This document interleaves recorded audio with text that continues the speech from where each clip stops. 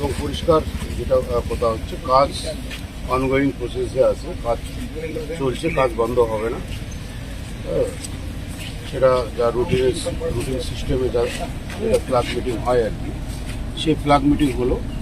Flag মিটিংয়ের মধ্য দিয়ে আলোচনা চলতে থাকবে, কাজও চলতে থাকবে। এই যে কালকে একটা মানে বিশৃঙ্খলা পরিস্থিতি তৈরি হয়েছিল, সেই বিষয়ে বিএসএফ কিছু আপনাকে জানাইছে? দেখুন, বিএসএফ এর তরফ থেকে যেটা পরিষ্কার, যেটা ওনারা বললো যে এটা বর্ডারে একটু ছোটোখাটো প্রবলেম যেটা হয়ে যায়, এটা আলোচনার মধ্যে এটা আমরা মিটিয়ে নিয়েছি।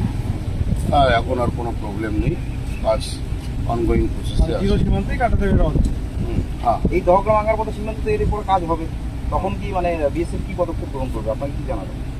বিএসএফ এর পক্ষ থেকে যা গভর্নমেন্টের যা অর্ডার আছে, রুলস অ্যান্ড রেগুলেশনে যা বলা আছে, সেভাবে কাজ হবে। বাংলাদেশ কি বললো কি না বললো সেটা তাদের বিষয়। হ্যাঁ, ভারত সরকার যা নির্দেশ দিয়েছে, ভারত সরকারের নির্দেশ অনুযায়ী এখানে কাজ হবে। এই সীমান্ত এলাকার বাসিন্দারা এই ঘটনার পরে তো কিছুটা হলো মানে আতঙ্কিত তারা রয়েছে। দেখুন, তাদের উপর কি এখন বার্তা দেবেন? পশ্চিমবঙ্গে ডাবল ইঞ্জিনের সরকার চলছে, ঠিক আছে? কোনো সীমান্তবর্তী এলাকার মানুষকে কোনো রকমের ভয় পাওয়ার কোনো বিষয় নেই। এখন সরকারের মতো চলছে, মানুষের নিরাপত্তা সুনিশ্চিত থাকবে, একদম 100% গ্যারান্টি। ঠিক আছে।